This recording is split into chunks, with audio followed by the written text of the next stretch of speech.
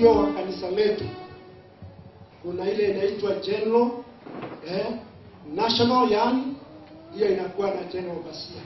Unakuja katika region inakuwa ni makanisa kuanzia kadhaa zinaitwa parishes 3 kwenda juu, zinakuwa na msimamizi ambaye anasimamia. Na sasa makanisa hiyo si 3 katika region yetu ya Central inaoanza na Witokto mpaka huko karibu na Kuru Kinongi huko iko karibu makanisa 30 pia inaenda kufika 30.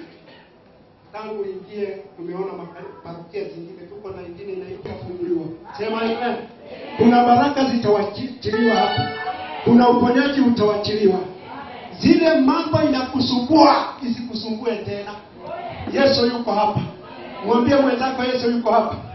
Mwambie vizuri Yesu yuko hapa. Kwa nataka kukaribisha, tukumkaribishe katika jina la Yesu. Ani wajukuu wangu. Bwana sifiwe tena. Amen. Naitwa Steve Kevin Wanje, niko na wimbo. Bwana sifiwe. Amen. Bwana sifiwe tena. Amen. Why worry when you can pray? Trust in Jesus, He knows the way. Like in Thomas and in Apollos promise. Why worry when you can pray? The one worship songs, they are in the YouTube, you can watch them. Na mtabarikiwa sana. I am moving on. That's why there is power in the blood of Jesus. Amen. Mtabarikiwa.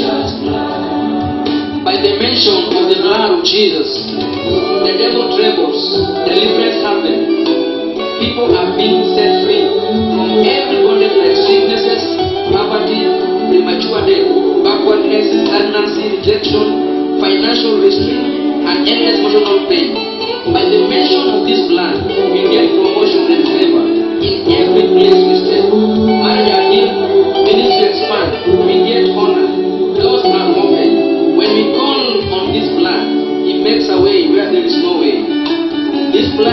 the floodgate of evil is blood versus all spoken words against your lifestyle.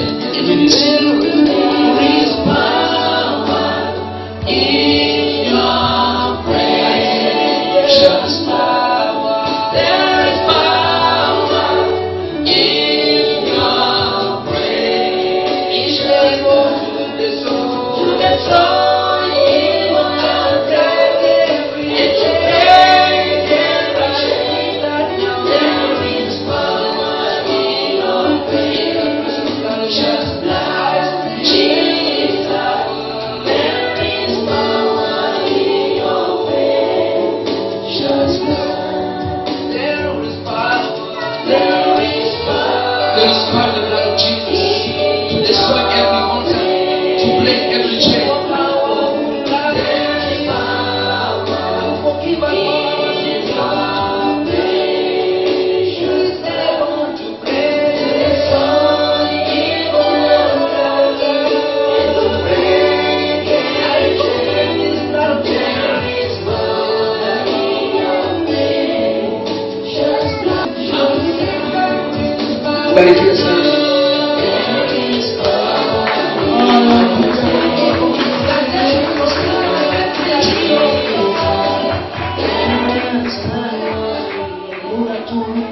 Vile atatuambia tunajua tutatii katika jina la Yesu. Kwa hivyo maana tutaongea sana, weka mikono yako. Bishop wetu ambaye wa Bishop Tabonde.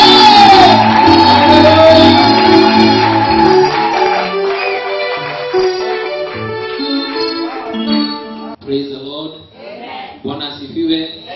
Yes, nimeokoka jioni ya leo. Kristo ni Bwana na nimefurahi kuwa mahala hapa, na pia mimi nimejitayarisha ili tubarikiwe. Na so far nimebarikiwa the praise and worship. Tumekuwa na nafasi njema mbele za Bwana na naamini ya kwamba pia neno litanena na mioyo yetu. Praise the name of the Lord. Kwa hivyo ni vyema pia tujiandae ili tukaweze kupokea kutoka kwa Bwana. Mungu awabariki sana. Thank you, asante sana. Thank you, praise and worship team. Hao ni watu wamefanya kazi nzuri sana na tutabarikiwa. Tangu wakati niliokoka kuna kitu kimenisaidia sana. What we call the word of God. Na nataka kuongea juu ya neno, the word. Haya, siseme amen. Amen. The word, nataka kuongea juu ya neno. Amen. Na kama ni neno, hakuna mtu ataniambia hajui neno. Hata kama hujaokoka umesikia hilo neno, hata kama leo ni mara yako ya kusikia mara ya kwanza, utaelewa ni neno gani. The book of Matthew 4:11. Tutasomea haraka na Kiswahili. Mchungaji nadhani hiyo ni ya Kiswahili. Ya wewe ndio utakuwa msomaji wangu. Matthew 4:1. Ya tusomee hapo. Labda hujanizoea, umezoea wahubiri wengine na ni wazuri na hawana shida. Nami utanizoea pole pole tu na utabarikiwa. So we are in Matthew 4:1. Thank you, tunasoma neno la Mungu. Kisha Yesu alipandishwa na Roho nyikani ili ajaribiwe na Ibilisi. Akafunga siku 40 kwa mkate tu. Ila kwa kila neno litokalo katika kinywa cha Mungu. Thank you. The word that comes from the mouth of God. Not any word. Sikiza hapa, Yesu alikuwa tayari hapo na njaa siku 40. Njaa ya siku 40 alikuwa amefunga. Na jambo la kwanza kujaribiwa nalo ni chakula cha tumbo. Shetani akamwambia geuza mayaha ya mikate. Na Yesu akamwambia imeandikwa. Sio nafikiria, imeandikwa. Sio sema amen. Unajua shetani hawezi shida yale yameandikwa na yale tunaamini. Kwa hivyo aliambiwa imeandikwa. Lolote litokalo kinywani cha Bwana. Sio sema amen. Sio maneno yanayotokana vinywa vya wanadamu. It is very clear here. Na unajua kile ambao kinakushinda na kimekuangamiza kama mwanadamu na mtu ambaye ameokoka ni maneno yale yananenwa na watu. Yamekuwa mengi zaidi ya neno ambalo linanenwa na Mungu juu ya maisha yako. Ukizoea kusikia neno ambalo Mungu ameongea, maneno ya wanadamu yatakuwa bure. Hayatakuwa na nafasi moyoni mwako. Hayatakuwa na nguvu maishani mwako. haitakuwa na uwezo maishani mwako. Shida tulionayo, tumesikia ulimwengu sana, na ndio hata wokovu umekuwa shida. Na wakati mwingine wanasema huyu Mungu simuelewi. Sio Mungu hauelewi, ni vile umesikia maneno mengi ya ubatili hayana maana, baada ya kusikia neno ambalo liko na uhai.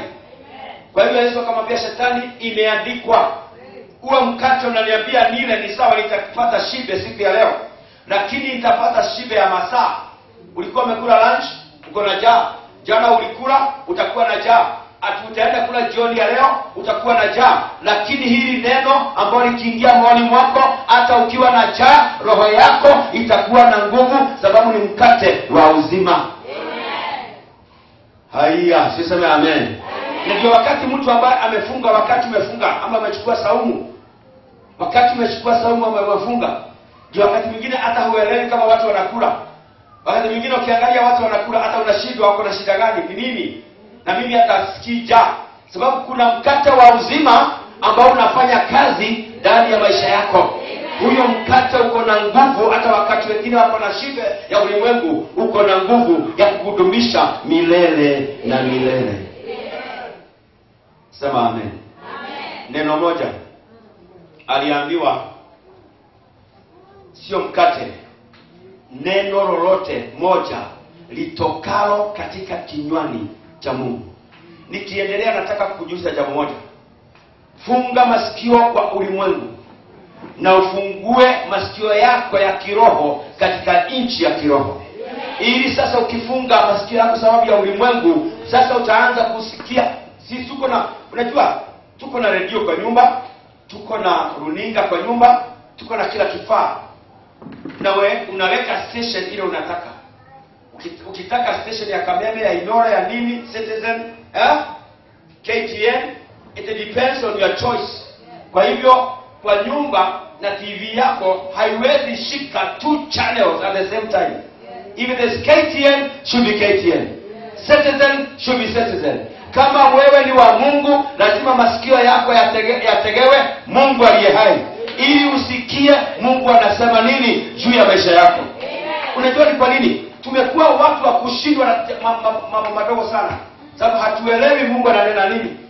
Tunaelewa dunia vile inanena, tunaelewa vile watu wanasema, na vile mwingine alisema, rafiki yako alisema, mtu wa familia alisema, nani alisema. Nikuulize siku ya leo, Mungu amesema nini hicho kinakudumisha? Haya, siseme amen. Amen. I like this word, the word of God. Na pole pole itakuonyesha, ikifika kesho utajua tunasema nini. Utazoea kunena neno, utazoea kuamini neno, utazoea kila wakati kutamka neno. Hautatamka maneno ya mama yako, baba yako. Hata ukikwazwa, utazoea kutamka hili neno, na shida zote zitaondoka. Haya, siseme amen. Neno la Mungu lina uzima. Hebu nikupeleke nyuma kidogo. In the book of Genesis, mchungaji, chapter 1 verse 1. Na hii nitatoa, iweke hapo tu. Senti.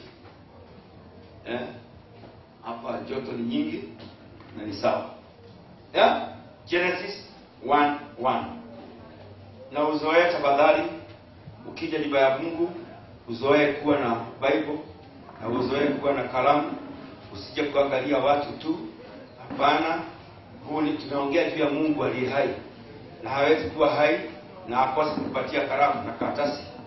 Hata kama atakosa mambo mengine yote, atakupatia kalamu na karatasi. Karibuni watu waliotoka, watu wa Kajiado, sio walitoka Kajiado wote. Karibuni sana mchungaji, karibu.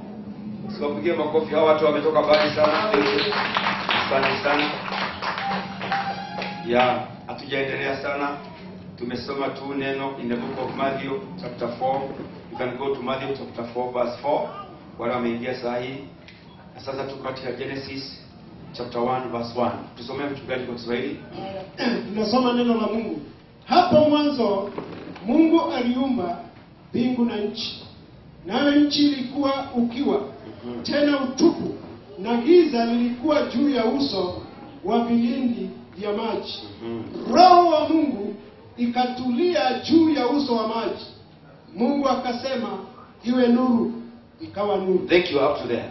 Hata sio mambo mengi. I want just verse 2. Inasema, and the earth was formless and void, and darkness was over the surface of the deep, and the Spirit of God was moving over the surface of the water. From there, God started speaking the word.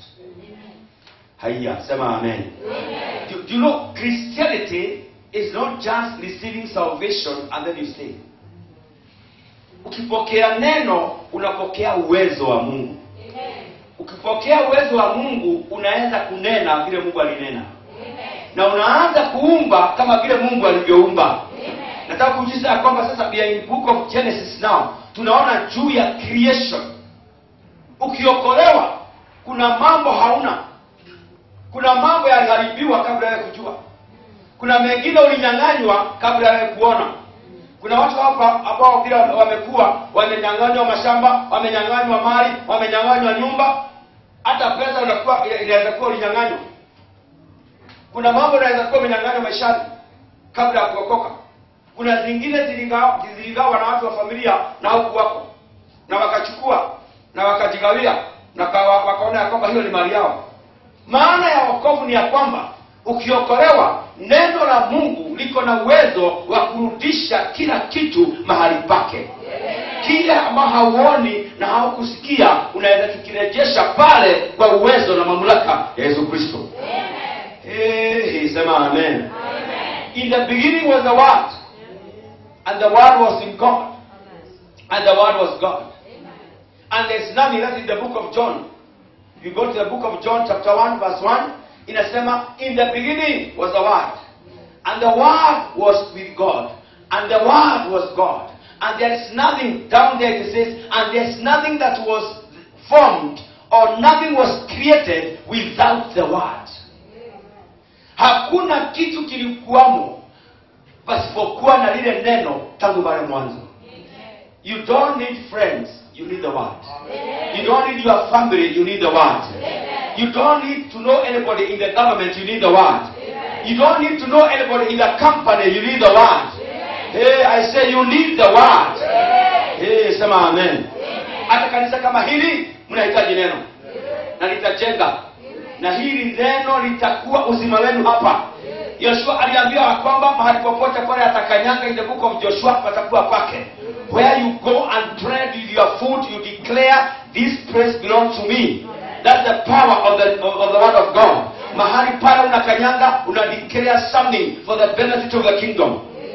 My God. Siseme amen. Yes. Angalia.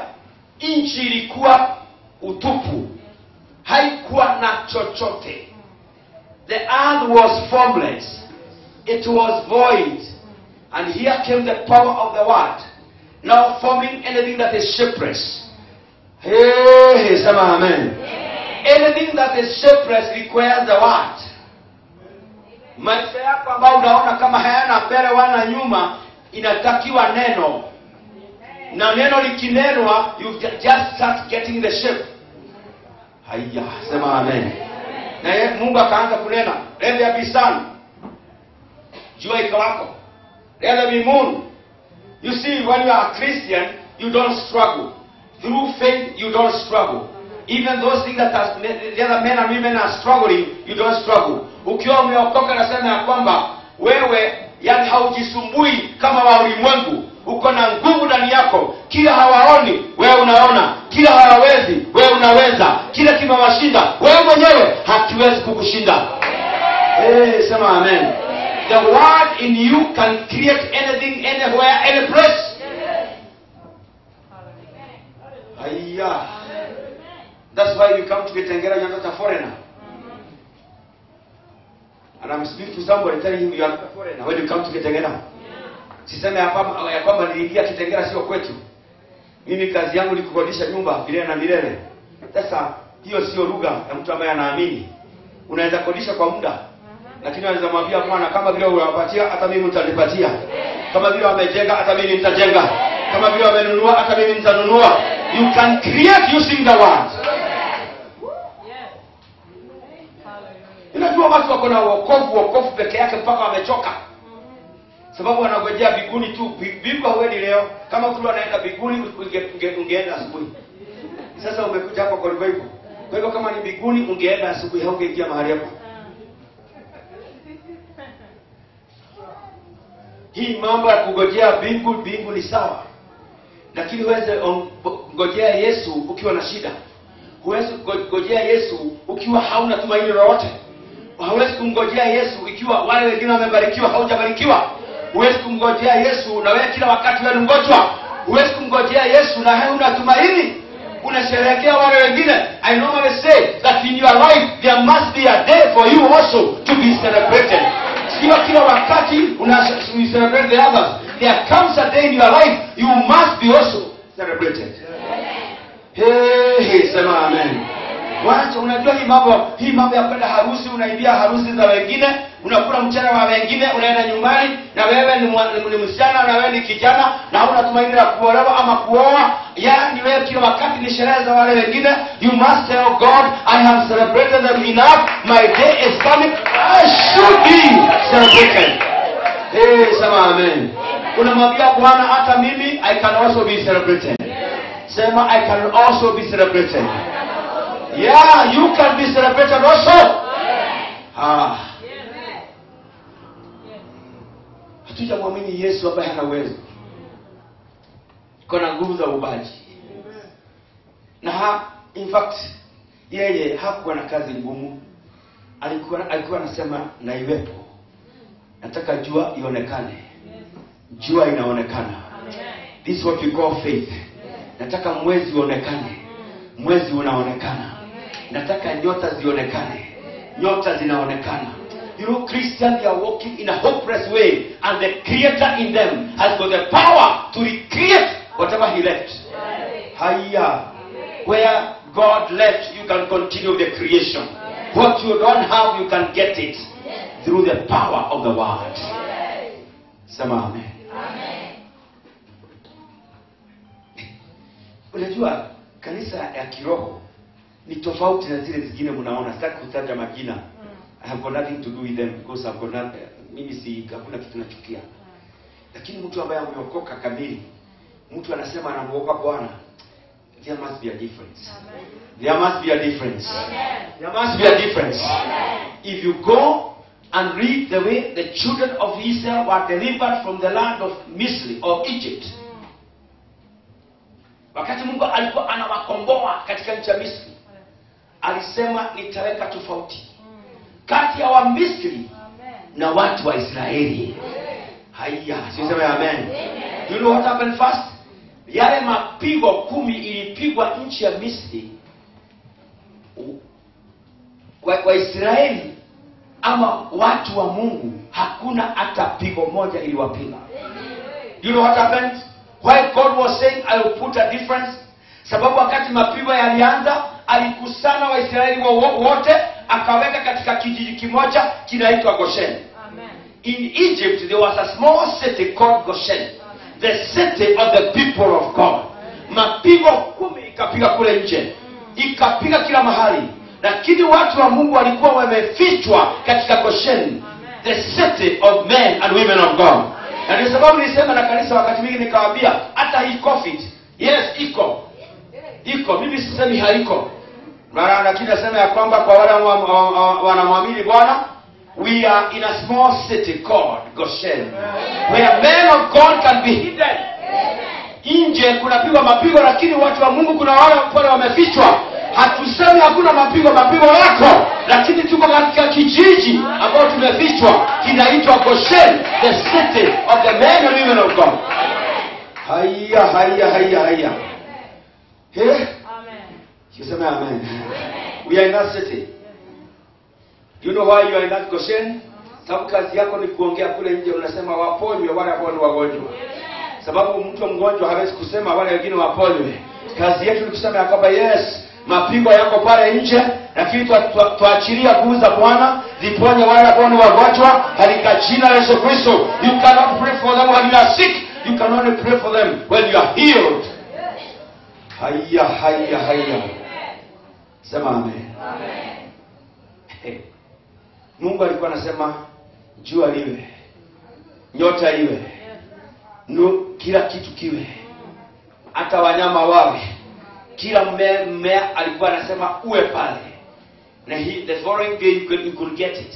Kama ni maji ya mito, maziwa, kila mahali, bahari alikuwa anasema ziwe. Kila kitu alikuwa anaona kinafaa, anasema kiwe mahali pale, kiwe mahali pale. And when we look at God's creation, we can enjoy the whole creation. He never did it haphazardly. He did it with an order. Haya, sema amen. Maisha yako hatakuwa haphazard. Maisha yako hatakuwa na tabia. Watu wataona mtu amebarikiwa na Mungu, sababu kile hauna unasema kiweko mahali pale, kingine kiweko mahali pale, baraka nyingine iwe mahali pale, baraka nyingine iwe mahali pale. Ukiangalia wewe ni mtu amebarikiwa na Bwana. Sema amen. Nimekuja kukwambia jioni ya leo, kile hauna ni wewe umekataa kuwa nacho. But the Creator has got the power to make it for you to have. Haya, sema amen. The Creator has got the power to make you to have it. And doesn't matter the cost. Wacha kuwekelea Mungu gharama. You say no, what I need is very costly. God has got no cost. Ni wewe uko na shida ya cost. Haya. Nitarudia tena. Mungu hana gharama. Wewe ndio uko na shida ya gharama. Wakati nimeingia hapa nimeona nyumba kama hii, ya ghorofa pande hii. Nikaona mimi nikiona vitu vingine kando ya pale imesimama, mimi sihesabu gharama. Naona Mungu ambaye ana uwezo. Sema amen. Ukiona nyumba ya ghorofa wacha kuona gharama, ona Mungu aliye na uwezo. Kipata mtu aninunua plot hapa Kitengela na akajenga nyumba yake, wacha kuona gharama, ona Mungu aliye na uwezo. Sababu kuna mamlaka ya kusema na liwe lile unataka, uko na uwezo kusema let it be. Haya, sema amen. Nimesema we have celebrated people. Why can't we be celebrated one day? Yes.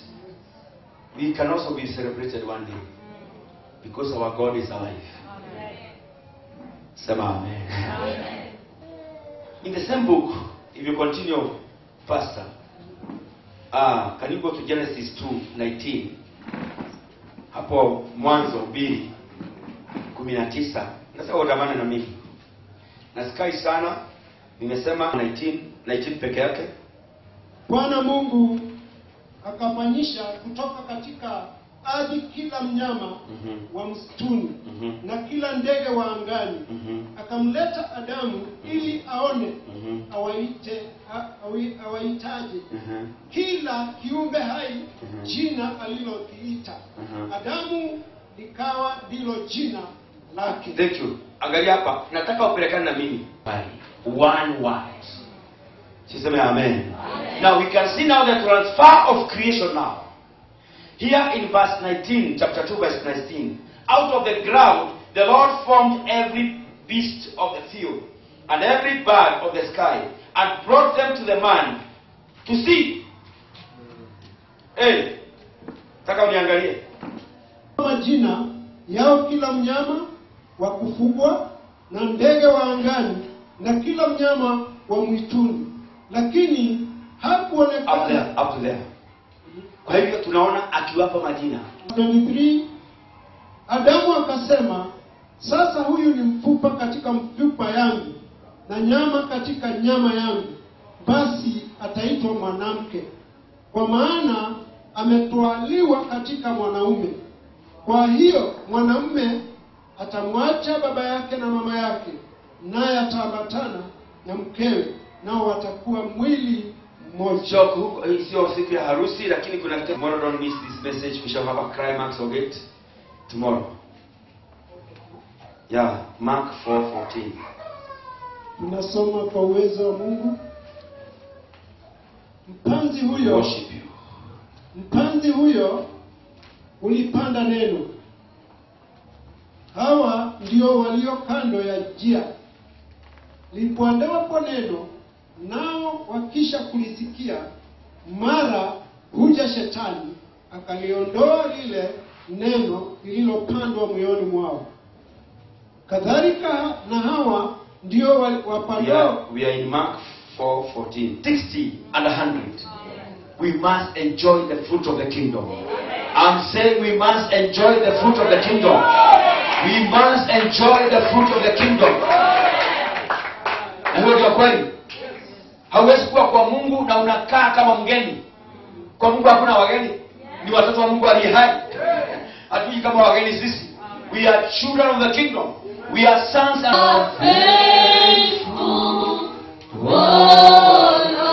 every day.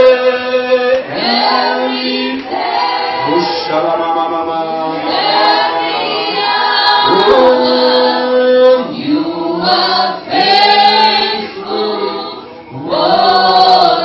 every day. In our midst, and now we release your word, Jehovah, that Jesus Christ is going to perform miracles in our ministry. In the mighty name of Jesus Christ, your word, oh Jehovah, is going to reform everything. It's going to change our direction. In the mighty name of Jesus Christ, we worship you because you are God. Tunakupa sifa, tunakupa. Thank you, our bishop. Your name is not in vain. Hallelujah. Be seated.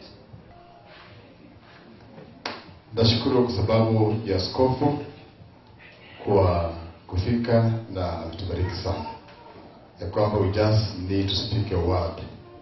Katika Psalms 138 verse 2, Bwana ameinua neno lake above his own name. Na kwa hivyo tunapokiri neno, Bwana anatenda makubwa.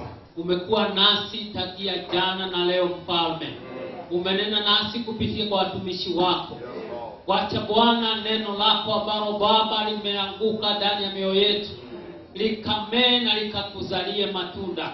Likazae 30, 60 na hata 100 katika jina la Yesu. Naye shetani ambaye huja kung'oa neno ambalo Bwana lina manufaa kwetu, jioni ya leo tunamkataa katika jina la Yesu. Asante kwa wote ambao wametumesikia neno hili. Jehova, tunaomba Baba, wacha mfalme ukapatikane utofauti wetu na watu wengine katika jina la Yesu. Mtumishi wako ambao umemtumia jioni ya leo, tunamuinua kwako mfalme. Mafuta yako mabichi yakazidi kumiminika juu yake, ili akazidi kuwa baraka kwa watu wako katika jina la Yesu. Sasa Baba, tunaenda kukumukana jioni hii. Bwana enda pamoja nasi. Wataka usafiri kwenda mbali na karibu, Bwana naomba mkono wako wa neema uwe juu yetu. Na ni katika jina la Yesu tunaomba. Amen. And now may the grace of our Lord Jesus Christ and the love of God and the fellowship of the Holy Spirit be with us now and forevermore. Surely goodness and mercy shall follow us all the days of our life, and we shall dwell in your house forever and ever. Amen.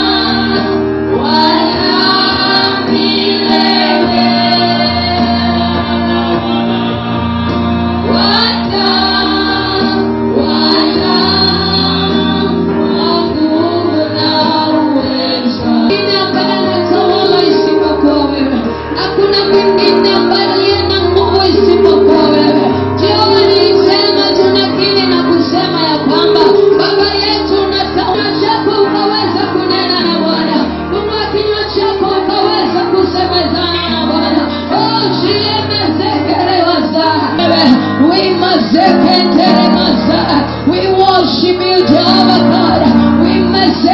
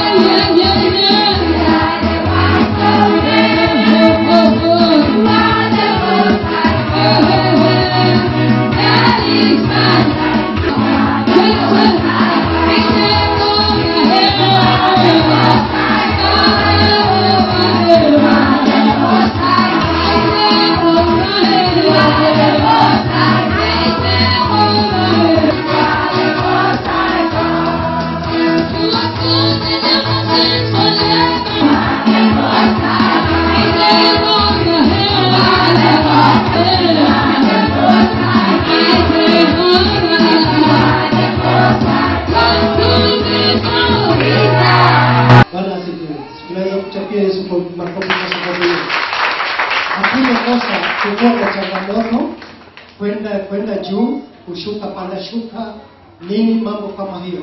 Lakini hata hivyo hatukuishi. Changamuke, si kweli? Tumeambiwa na mchungaji kupigia makofi maana amefanya vizuri. Since Friday na jana neno limemwagwa hapa na tukaambiwa tutaishi kwa neno. Si kweli? Samueli Mwaniki, Baba Shiku, niliokoka, Kristo ni Bwana. Bwana asifiwe sana. Wakati nimeona nimefurahi sana kuwa hapa. Kwanza kiosho yenu iko pale hivyo. Asanteni sana. Praise God. Nimewapenda, ni watu wazuri, watu wa Mungu, na kama vile mwenzangu amesema hapa, nimefurahia nimeona jinsi nyinyi ni watu ambao wanamsifu Mungu, na ndio nasikia kuungana na nyinyi. Tufika mbinguni, pia kwa shangwe nitaingia lango lake la sifa moyoni, nitaingia kwa shangwe kuu, nitasema ni siku njema Bwana ameifanya, nitafurahi kufika mbinguni. Nitawaona watakatifu, manabii wote, hata mitume nchio, mimi nitawaona nzuri nchi safi kwa Baba yangu. Kuna amani, kuna furaha, ukoni usiku tutameza moja nchi ya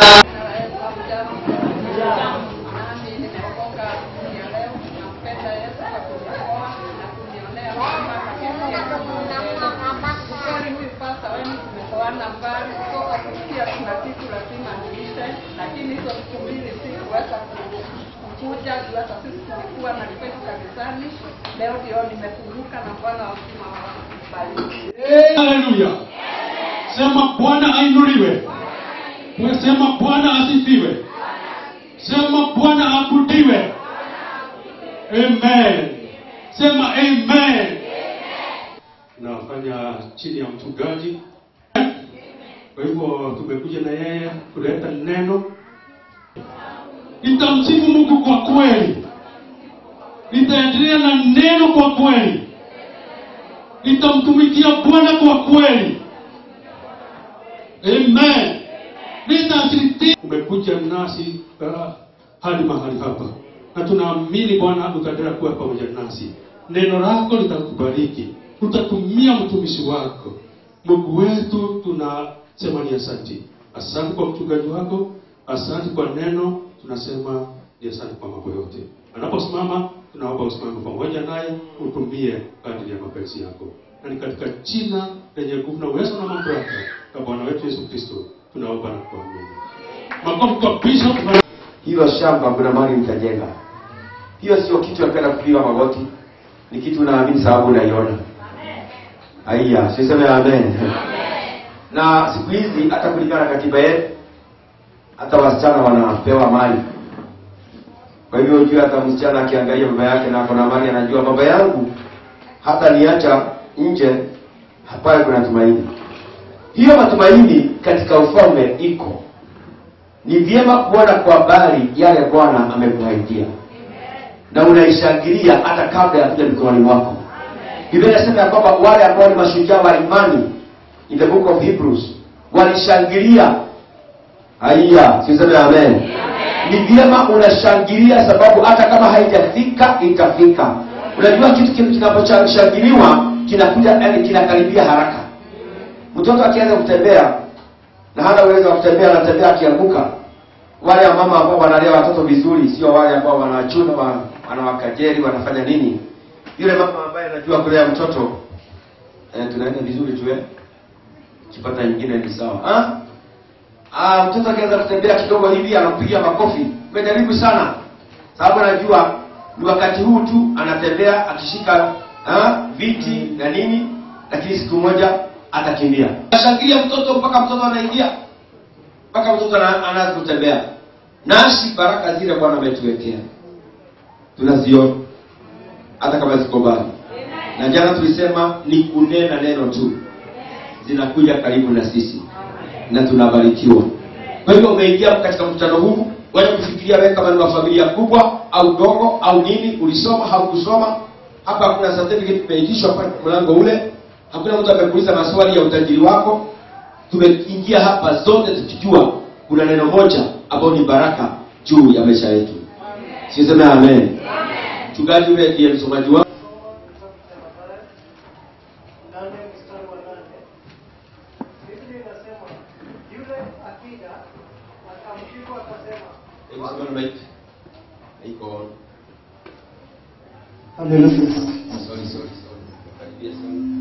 Akamjibu akasema, Bwana, mimi sistahili wewe uingie chini ya dari yangu. Mstari wa 10, Yesu aliposikia hayo akastajabu, akawaambia wale waliomfuata, amini nawaambieni, sijaona imani kubwa namna hii kwa yeyote katika Israeli. Na ukiendelea na hiyo, hata ukiambiwa kimbia ukiwa na mvua, kwanza utii, alafu baadaye utasema kulikuwa na mvua, lakini kwanza utii. Kwa hivyo huyu askari alikuwa anajua sheria ambayo inatumika katika jeshi. Na alikuwa anajua kwamba mamlaka sio lazima uwe mahali pale utoe mamlaka. Sio lazima uingie kwa nyumba utoe mamlaka. Kijana wangu aliyemkubwa, my son, ni askari. Anafanya hapa Nairobi. Na wakati ametembea kwa nyumba, au kwa nyumba, ninasikia akiongea kwa simu. Anaamuliwa hata akiwa kwa nyumba. Nasikia akisema afande na hapo kwa nyumba. Na hakuna askari mimi naona. Na anatii, nasikia akisema afande na anaongea tu kwa simu, anamaliza. Unaona amechukua gari ametoka ameenda, sababu kuna mkubwa ameongea kitu, lazima atii. Na mwenye kumwamuru atumuone sisi, lakini yeye na mimi ndiye baba yake. Na anaondoka anaenda, hata kama ni kazi yako alikuwa anafanya anaiacha. Yeye anaenda. Sababu kuna mmoja ameamuru, lazima mtii. Sisi na amen. Kwa hiyo huyu askari alikuwa anajua kile anasema. Na ni vyema ujue Mungu wako anafanya kazi kwa njia gani. Unakaa kwa Mungu miaka mingi na humuelewi. Ukielewa neno lake utakuwa heri. Ukielewa neno lake utaishi maisha ya Ukristo ambayo hayana. Unajua kuna watu wanaishi kwa Mungu kuvumilia. Kama vile Wakenya wengi wanasema tunavumilia sababu ya shida zilizoko. kazi tumefutwa, biashara zimeharibika, nini, Wakenya wengi sababu ya corona wanavumilia. Hebu nikwambie, sawa, katika nje ya nyumba hii ama nje ya nyumba ya Bwana unaweza enda kuvumilia, lakini ukiwa ndani ya nyumba ya Bwana hatuvumilii kwa nyumba ya Bwana. Tunakuwa na imani ambao inafanya kazi juu ya maisha yetu. Amen. Sio kuvumilia. Sisi watoto wa mfalme. Siseme amen.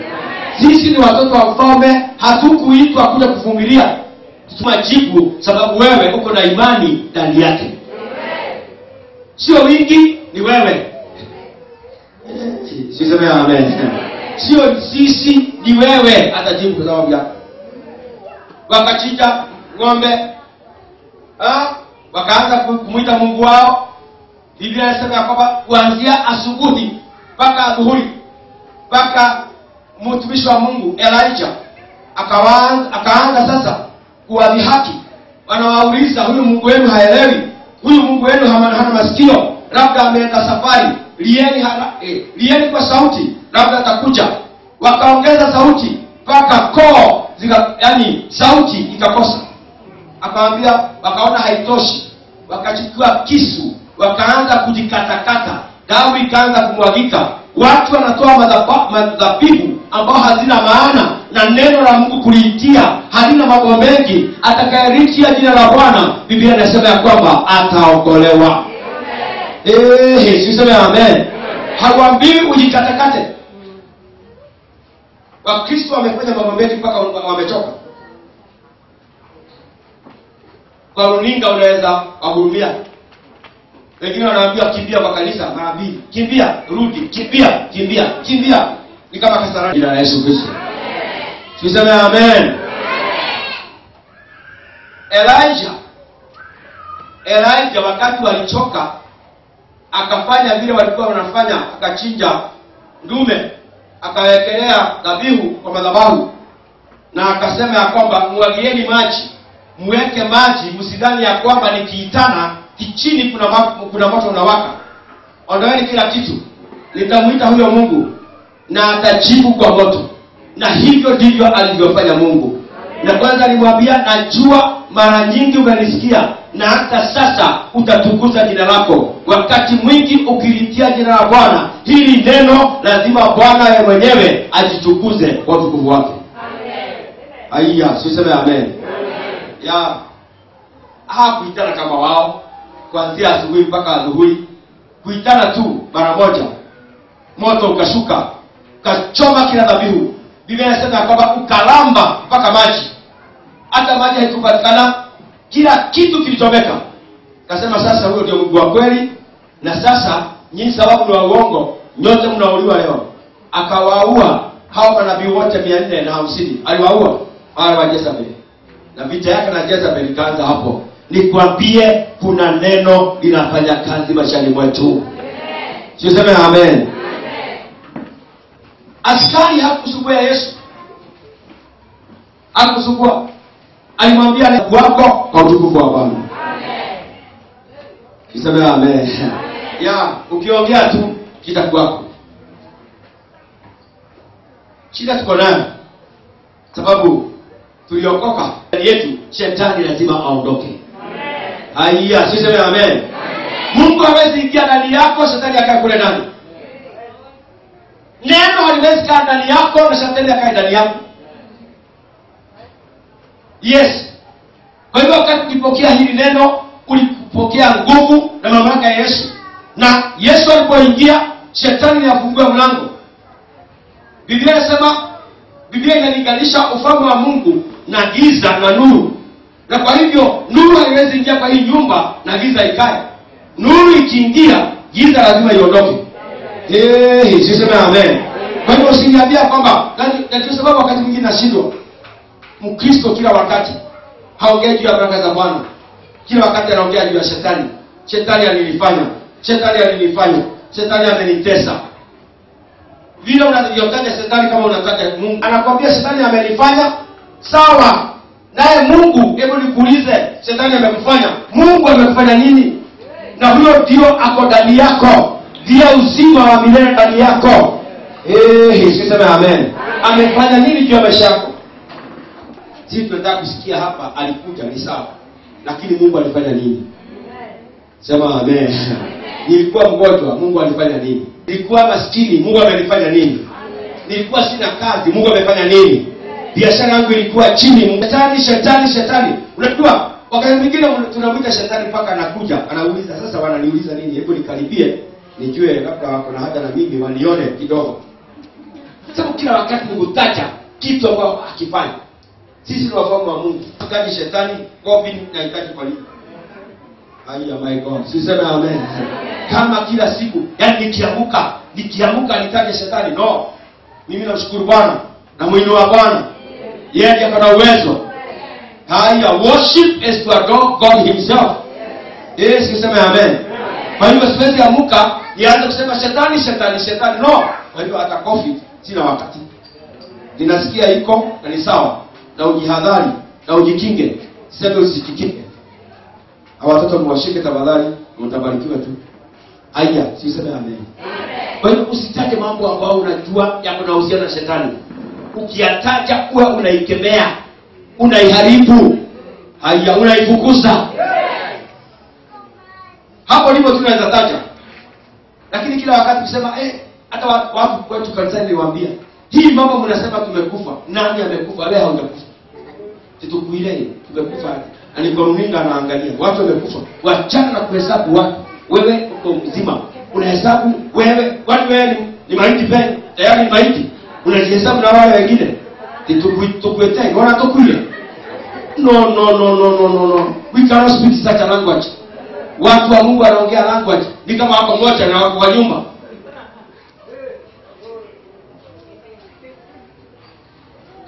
Tuseme amen. Ongea lugha ya mtu wa Mungu. Ukiona kuna shida kwa runinga pale sema tutaomba.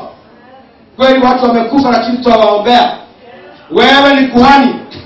Na kama kuhani hauongei lugha ya wale ambao wanatolea dhabihu. Katika ufalme wa Mungu wewe ni kuhani. Na kuna lugha ya kuhani. Kuhani anasema tunakufa. Kuhani anasema kuna uhai katika Bwana. Tuende katika kitabu cha Isaya 55 mstari wa 10.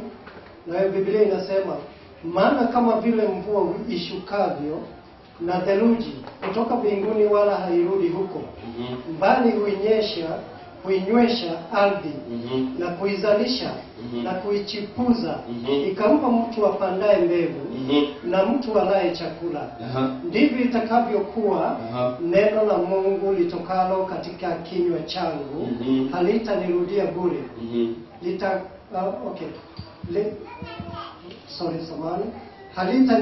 Halitanirudia bure, bali litatimiza mapenzi yangu, nalo litafanikiwa katika mambo yale niliyoyatuma. Thank you. That's the power of the word.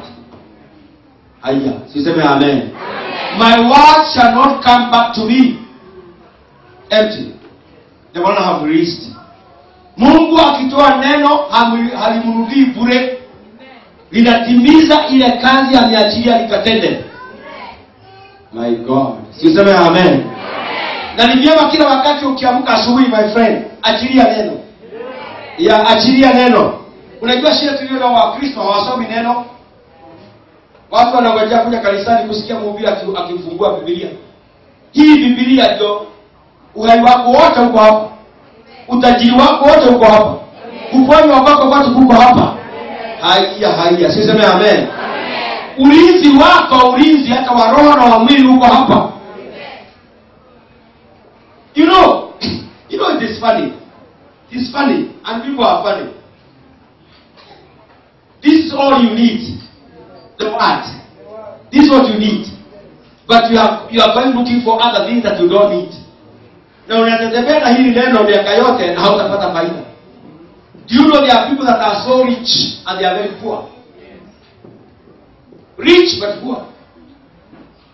Unaambiwa ile building unaona, hiyo building.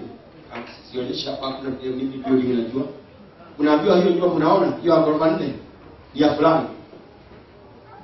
Ukimwangalia hata vile amevaa unaweza fikiria ameajiriwa kazi. Sababu yeye na nyumba hazifanani. Ni utajiri ambao hauna mfano wa mwenye utajiri. Sema amen. Sababu ako na utajiri lakini hajui. Kanisa hili na rafiki wa kanisa hili unatakiwa kuwa na mawazo. Wewe umenunua shamba lako, umenunua plot yako, umejenga nyumba yako, ya Mungu utajenga lini? Na nikwambie for free, zile mbinu ulitumia kununua uwanja wako na ukajenga, hizo zinatumika kununua kwa Mungu na kujenge. Ndio na formula. Lakini maskini naona nikinunua plot nitamfaidi Mungu sana. Hapana, ni wewe kufaidika. Siseme amen. Mnasema nilibaiwa na mtaka kubarikiwa. Hebu niwaambieni, Mungu hana baraka za bure. Ana baraka za bure hakuna. No. Jana niliambiwa nilikutapa. Nilikaa kwa jam 3 hours. Jana nilikaa 3 hours kwa jam. Na huyu alikuwa anakula chapati na kila kitu kwa nyumba. Hapo amechoka. Nimelala nikiwa nimechoka, nikaamka mapema niombe kanisa. Nikaenda kanisani kwetu. Nikajiandaa nihubiri. Alafu nikimaliza saa 7 kuchukua gari haraka nije hapa. Na mshahara wangu wewe kama wako. No way. I must contest that before God. Hauwezi tumikia Mungu ufanane na wale wengine. Aya, siseme amen. Huwezi kutumia Mungu ufanane na wale wengine. Niende, hakuna shida. Ulianza kuhubiri bila. Ulipokea neno. Nilo neno lilikuwa linatakiwa kuanza kufanya kazi. Kwa hivyo wakati Mungu aliachilia neno, hakuachilia tu useme nimeokoka. Aliachilia neno liwe linafanya kazi. My God. Useme amen. Yes. 1 2. Sawa. Hakuna lingine unangojea. Wewe unangojea nini? Likitoka linaanza kazi. Ni kama vile mnaanza nyote mwende hospitali. Mkienda hospitali kila mtu atasema ninaumwa na wapi. Nurses na doctor wanaanza kazi. Wale ambao ni wapana ndio wanapewa pana tu. Wakudungwa wanadungwa. Wakufanyiwa surgery wanafanyiwa surgery. And the snow come down from heaven. I do not return there without watering the earth and making it bear and sprout and furnishing seed to the sower and bread to the eater. Seed to the sower and bread to the eater. So my word will be, which goes out of my mouth. It will not return to me empty, without accomplishing that which I desire. Kuna mambo Mungu anaona you desire in your life.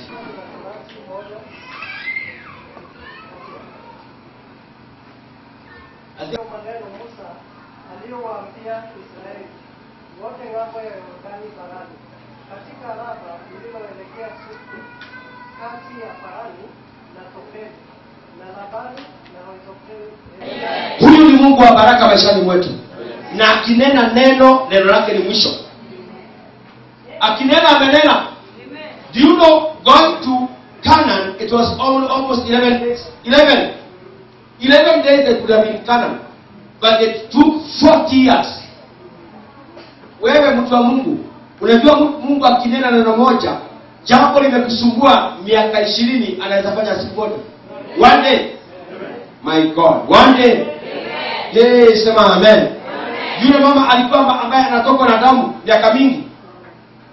Ilimbidi tu kuguza nguo ya Yesu mara moja, sekunde moja alikuwa amepona. Na Biblia inasema kwamba alikuwa ametembelea kati, alikuwa anamulilia ni wangu na siwezi kaa hapa na ukovu milele na milele. Siseme amen. You know, it all depends on you. Kama unataka kukaa mahali pale milele na milele kaa. Lakini kuna Mungu anakuita kutoka mahali pale umekaa.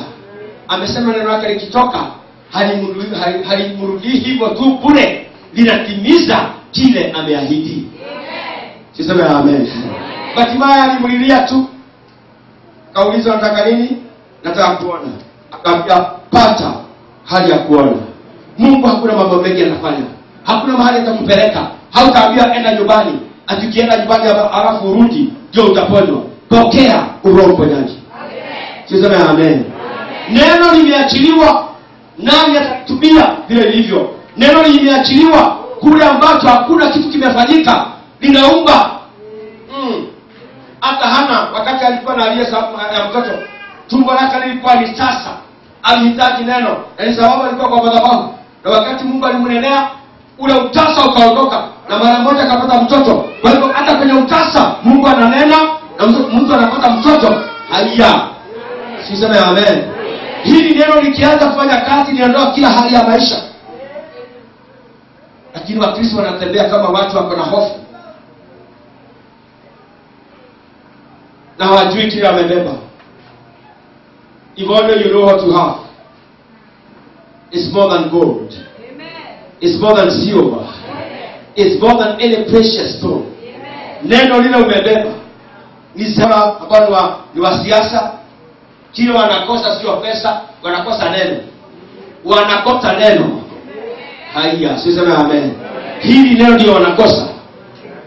Ambao tukisema upokee uponyaji unapokea. My word shall not come back to me empty. If it shall accomplish that which I intend. We want to release that word to accomplish that which God wants to accomplish. Tuseme amen. There must be a difference when we are walking with unbelievers. Uko na neno na unakaa kama hauna. No.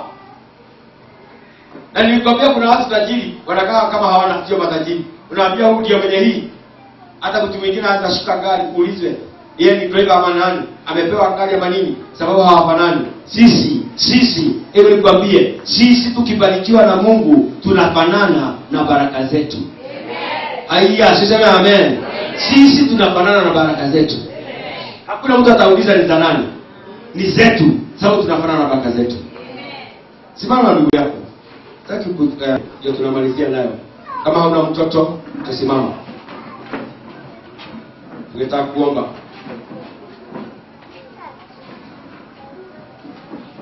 Jeremiah 23:29. Jehova, niatoroza, rekatara mazeka nina, jaira mazeka ni babona zai, retere mazeka ni babona zina. Oh, we worship you, we worship you, we worship you, we worship you.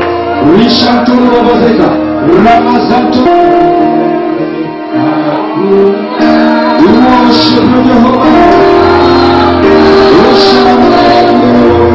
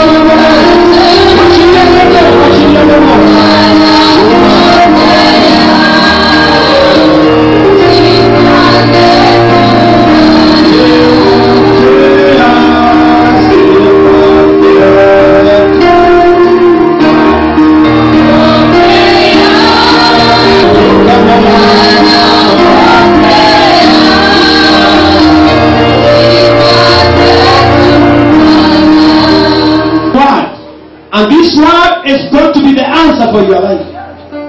Uachilie neno, fungua mdomo wako mapema zanga ya rabu.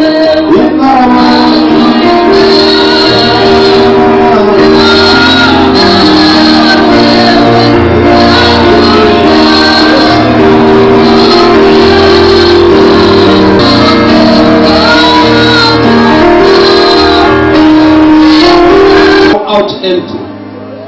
Na maandishi nasema ya kwamba mahali pale miguu yetu itakanyanga patakuwa ni petu. Hatukuja tu Kitengela just to be seen. We have come to declare we need to buy property for the church in Kitengela. And that is possible sababu kuna Mungu anapeana. Na hii sauti sikike, kuna Mungu anapeana. Rakosha tarababona. We worship you Jehovah. Nataka nikabili tatu fungua kinywa chako. Rabaraka achilia neno la unabii, achilia neno la ushindi. In the name of Jesus Christ. Rakosha tarababona.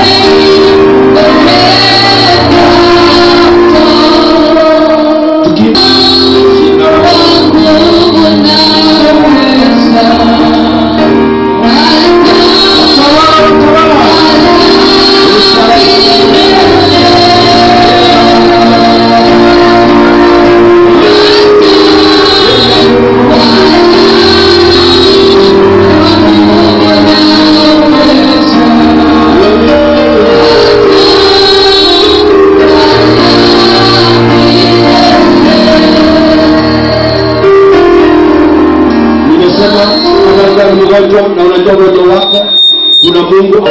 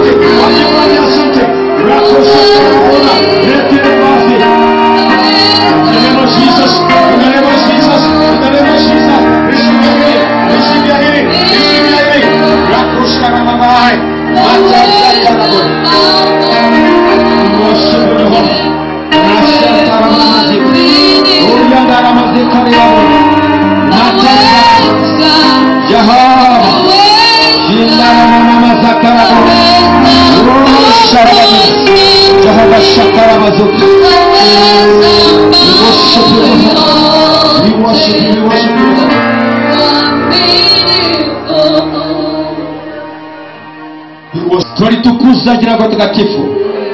Natokemea kila aina ya magonjwa katika jina la Yesu Kristo. Twakausha kila aina ya ugonjwa in the name of Jesus Christ. May it be cancer, may it be high blood pressure, may it be diabetes, any kind of disease now, any manner of the disease now, I come against this now in the mighty name of Jesus Christ. I declare now, Jehovah, these are the temples of the Holy Spirit in the mighty name of Jesus Christ. Shetani hauna utawala, hauna uhuru juu ya hii mili. Kwa uponyaji sasa katika jina la Yesu Kristo tumeomba na tumeamini. Tunakushangilia. We worship you. Rakosha torobozi kama worship you. We worship you.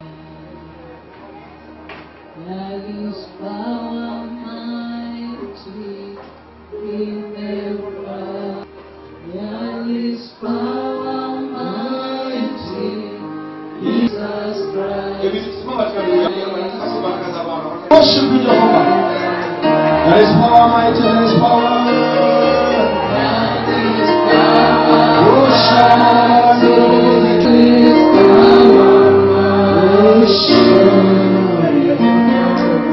There is power.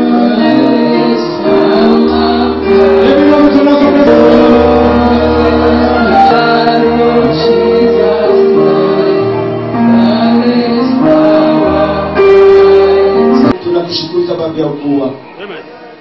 There is power mighty in your blood. Yao wameshindwa, lakini wewe Bwana una shida yote. Na sasa tuongea baraka juu ya maisha yao katika jina la Yesu Kristo. Tuwatenganisha na yote ambayo ni maovu, yote ambayo shetani ameandaa, yote ameshaandaa, yote atakayoandaa twaikatisha wakati wa sasa katika jina la Yesu Kristo. Now we pray for blessing of every member of this family in the mighty name of Jesus Christ. Na tunakiri tukiwa kanisa lako, there is power mighty in the blood. There is power mighty in the blood. There is power mighty in the blood. Power mighty in the blood. Power mighty in the blood. Power mighty in the blood. Power mighty in the blood. Power mighty in the blood. Nguvu za Bwana katika damu ya Yesu. Twakiri nguvu za Bwana na mamlaka ya Yesu na damu ya Amen. Hebu hawa kiketi, nasikia ni vyema. Kuna watu wengine wako na wali wako, unasikia you would like God to do something in your family. Tuwazingira hawa watu hapo nyuma tafadhali. Natabarikiwa na Yesu. As we sing that chorus, usijali yule anaenda. Hii ni baraka. Mtu kule anaenda aende. Sisi tunataka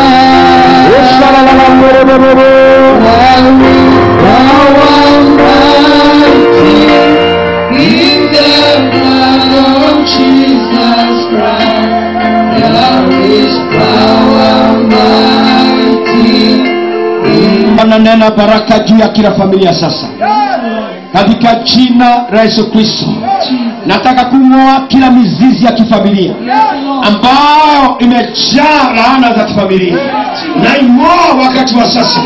Katika jina la Yesu Kristo. Nasema damu ya Yesu sasa ikafanye kazi katika familia, ikafukuza kila aina ya pepo, kila aina ya udhaifu katika jina la Yesu Kristo. Natangaza baraka za kila familia. Baba, mkao wa kifamilia sasa na ukataza wakati wa sasa katika jina la Yesu Kristo. My God and my Father, rakosha katara mazeka riantoro baba mazakarabani. Fungua kinywa chako kwa Bwana. Asante Baba, Bwana asante Baba, Bwana asante. Retere mazeka. Oh Jehovah, Jehovah, Jehovah, Jehovah, Jehovah, Jehovah, set this man free, set this man free, set everybody free. Rakosha karaba, matara mama, retere maze. My God, my God, my God. Masko kataramazi, riantaramazi, riantaramazi, riantaramazi, riantaramazi, riantaramazi, riantaramazi, retelema. Shandoro babozi karibabona. Worship you, worship you. I worship you, I worship you. I worship you, I worship you. I worship you, I worship you. And now I destroy every curse of the I destroy all the works of the devil. I destroy all the plans of the devil. Kila mmoja arudie nyuma yangu. Wote in the name of Jesus. Kuja wote in the name of Jesus. Hata ukitaka kuja na mtoto wako, dhabihu hiyo unayotaka kupea mtoto wako, is good, is good. Thank you for coming. Thank you for being the word of God. Uneno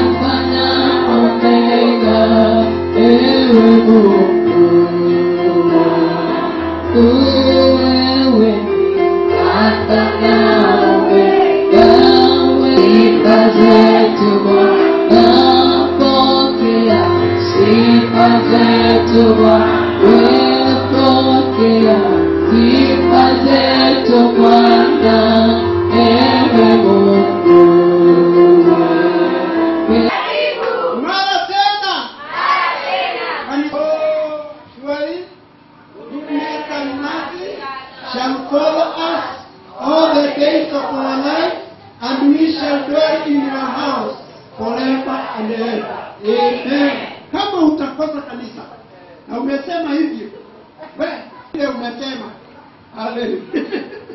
Amen.